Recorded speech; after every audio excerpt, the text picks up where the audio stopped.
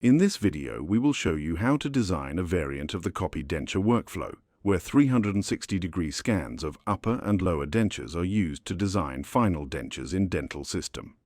The result of this design workflow are prosthetic teeth in varying options of segments and a separate denture base. Before going into the design workflow, let's have a look at some key things to understand about the copy denture protocol. A copy denture is a new denture based on a 360-degree scan of an existing denture, and both intraoral scanners as well as lab scanners can be used to capture the required data. Depending on the intended outcome of the treatment, the existing dentures can be realigned prior to scanning or scanned as they are. While a copy denture is nearly a one-to-one copy of the geometry of the original denture, as the teeth and the base are designed as separate elements to accommodate for the need to manufacture them from different materials, the process may introduce some changes to the denture's geometry. Also, it is good to know that the design tools available are only meant for making limited changes to the denture's teeth and base geometry.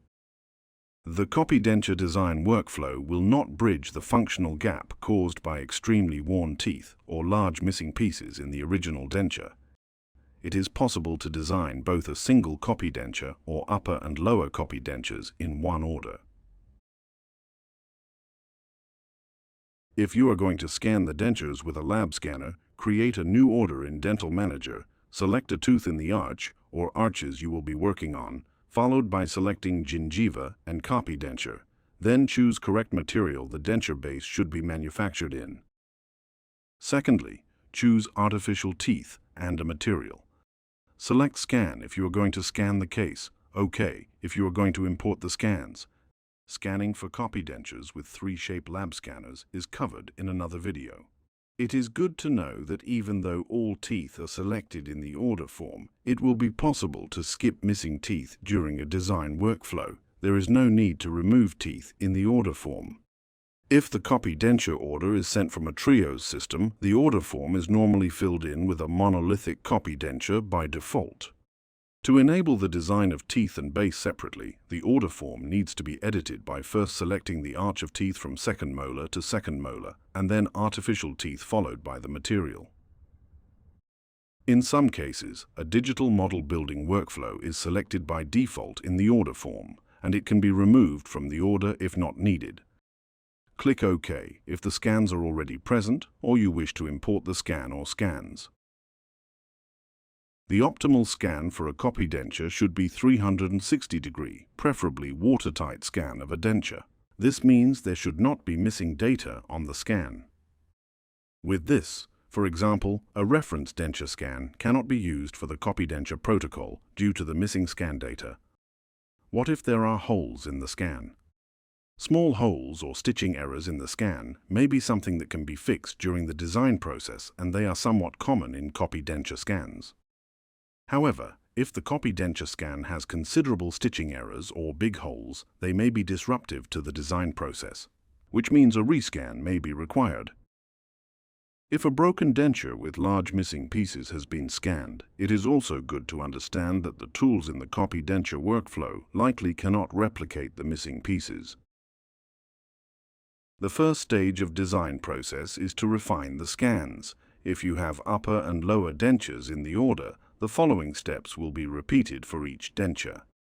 Scan refinement is an important step in the copy denture design workflow, as its purpose is to ensure the scan surface quality is optimized for design and production. Refined scan steps remove artifacts, surface noise, small holes and tunnels, which can all be disruptive to the design workflow if not corrected. The software highlights the presence of scan quality issues automatically, and you can choose which scan data issues to fix. Simply select Refine when satisfied with the selection of refinement options. In some instances, you may notice the Refine tool may not be able to fix a big scan quality issue either entirely or at all. This is because the tool is meant for fixing scan surface quality issues conservatively.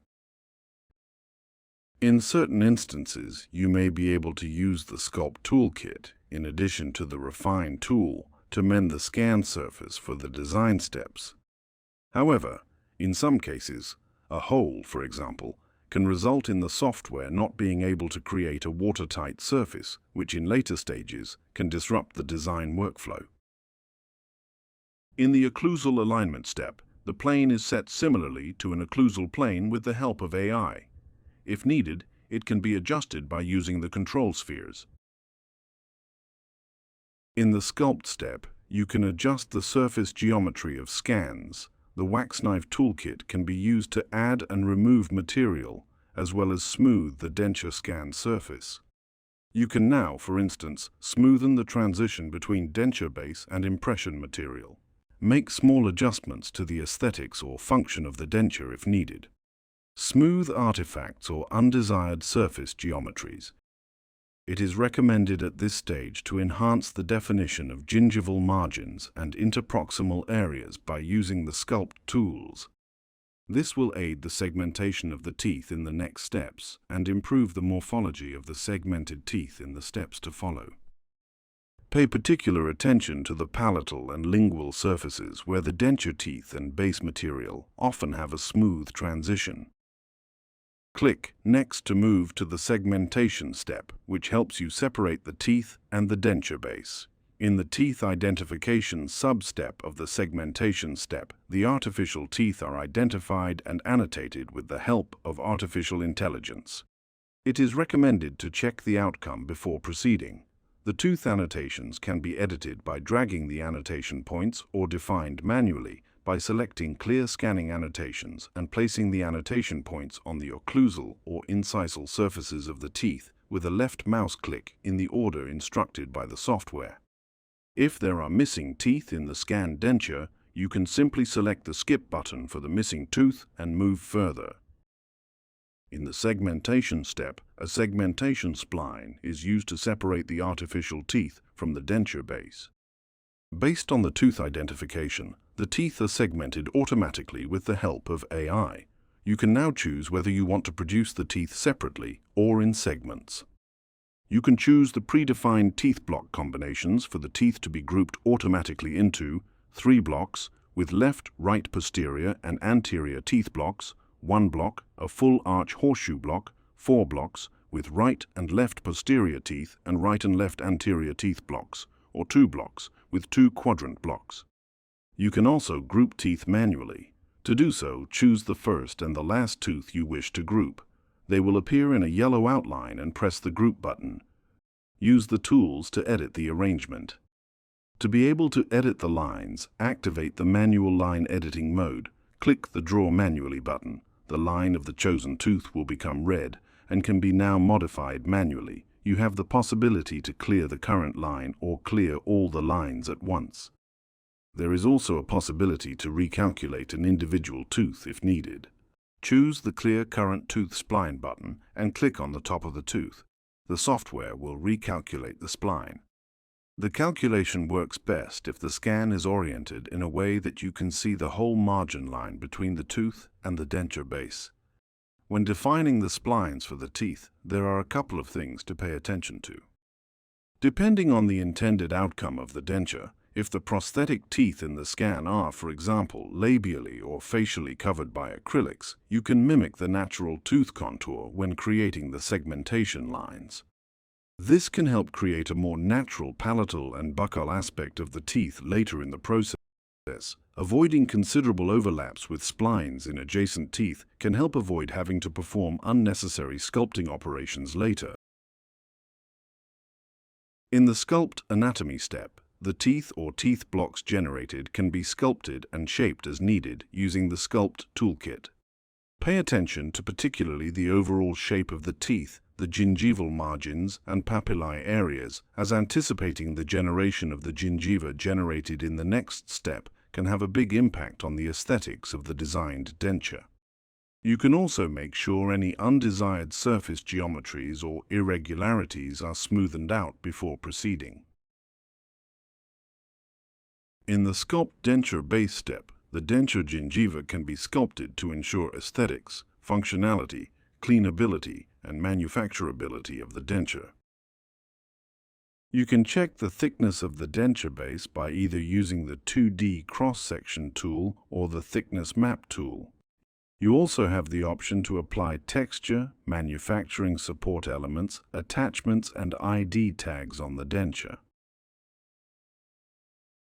The coupling mechanism shapes the tooth segments in a way that they can be glued into place after manufacturing. Each segment can have an individual direction. Further on, set the coupling mechanism parameters to build a new interface of the connection between the denture base and the teeth block.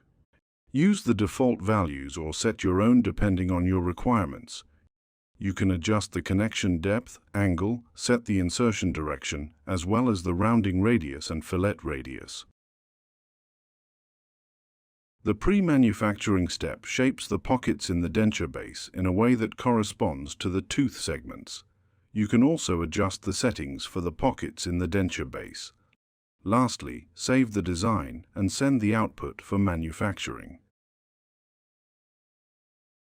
You've now seen how to design a variant of the copy denture workflow using 360-degree scans in Dental System. This approach lets you create prosthetic teeth in a range of segment options, along with a separate denture base ready for manufacturing.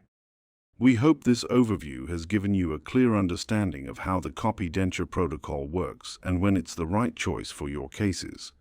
For more tutorials and tips on digital denture design, be sure to check out our other videos.